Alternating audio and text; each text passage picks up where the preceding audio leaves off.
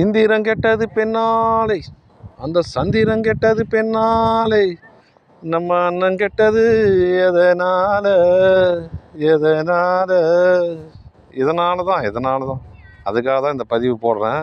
தலைப்பை பார்த்துருப்பீங்க. பெண் ஆசையை வெல்வது எப்படி, மிதமிஞ்சிய காம உணர்வை கட்டுப்படுத்துவது எப்படின்னு இந்த பதிவு போட்டிருக்கிறேன். இது ஆன்மீக ரீதியாக, ஜோதிட ரீதியாக மற்றும் வைத்திய முறை மூலிகை ரீதியாக அனைத்து வழிகளையும் சொல்லியிருக்கிறேன். இதை பார்த்து பயனடையுமாறு கேட்டுக்கொள்கிறேன். முதல்ல என்ன சொல்லணுன்னா, டீனேஜ் பருவம்.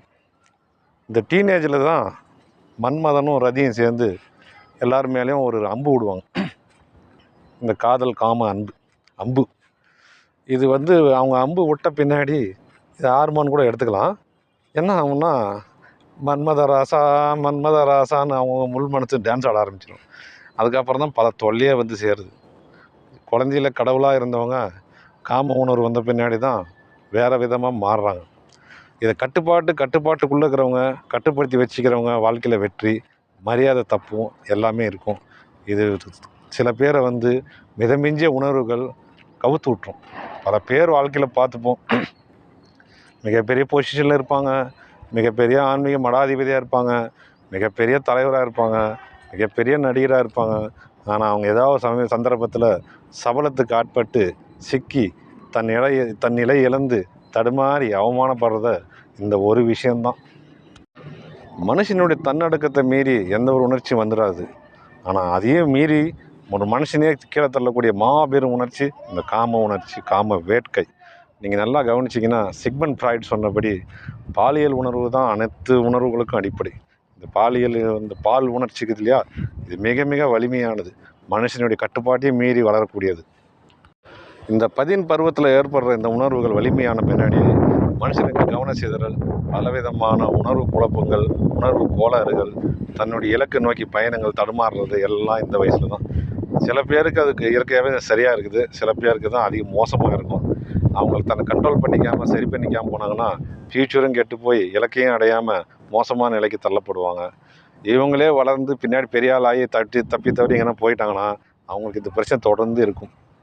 இந்த ஊடகங்கள்லாம் செய்தி பார்ப்பீங்க, அரசு அதிகாரி, அரசு ஊழியரில் அரசு ஆசிரியர்கள் தான் அதிகமாக மாட்டுறாங்க. தினமும் 2 பேரையாவது பார்க்குறேன். மாணவிகளிடம் சில்மிஷம், மாணவர்களிடம் தொல்லை, கைதாகினார், போக்சோ வழக்கில் கைது செய்யப்பட்டார், இப்படியெல்லாம் பார்க்குறோம். எவ்வளோ கஷ்டம் இந்த வேலை கிடைக்கிறது, எவ்வளோ பிரச்சனை. அவங்கள நம்பி ஒரு குடும்பமெல்லாம் இருக்கும், எவ்வளோ அவமானம், எல்லாத்தையும் இழந்து மான மரியாதையில் நடுத்தரில் நிற்க வச்சிடும்.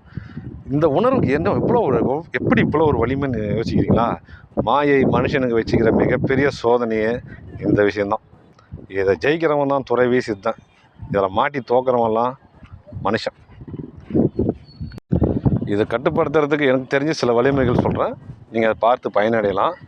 எப்படின்னு சொல்கிறேன் கேட்குறீங்களா? எந்த ஒரு அழகையும், எந்த ஒரு அழகான பெண்ணையோ நேரிலையோ சினிமாவிலையோ பத்திரிகை எதுலேயுமே உத்து பார்க்காதீங்க, வெறிச்சு பார்க்காதீங்க. 3 நொடிக்கு மேலே ஒரு உத்து பார்த்து அதை தொடர்ந்து கவனம் செலுத்தினீங்கன்னா உங்களுடைய மனசு அதை ரசிக்க ஆரம்பிச்சிடும். மனசு ரசிக்க ஆரம்பித்தா மனசு அதுக்கு பின்னாடி போயிடும், காம உணர்வு தன்னாலே வரும், உங்களை கீழே தள்ளி விட்டுரும்.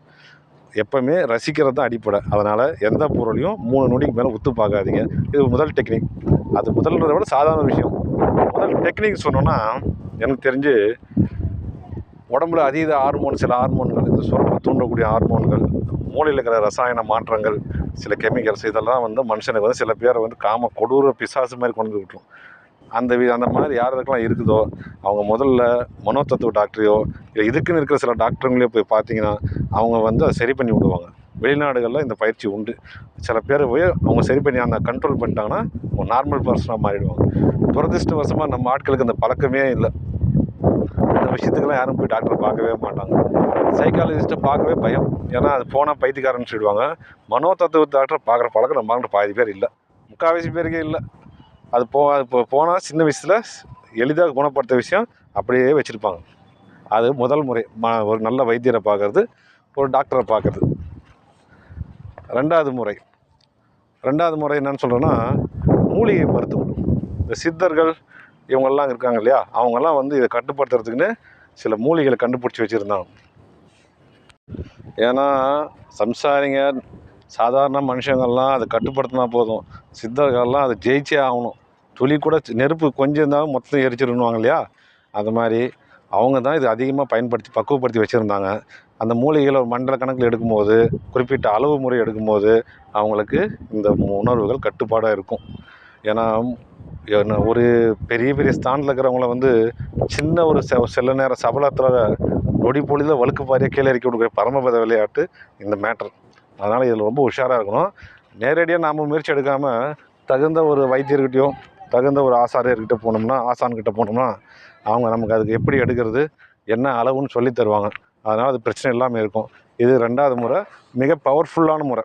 இதை நீங்கள் பயன்படுத்தினீங்கன்னா கண்டிப்பாக பலன் உண்டு.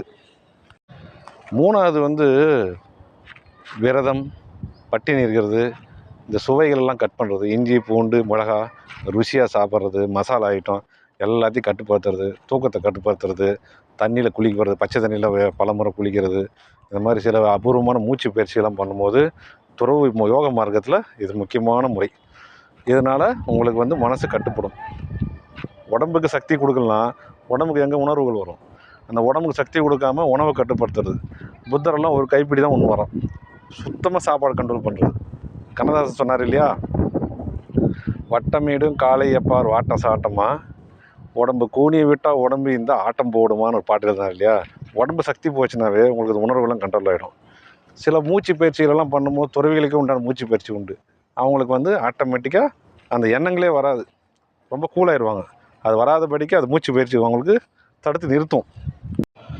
பட்டினி விரதம் எல்லாம் கடினமான முறை தான்.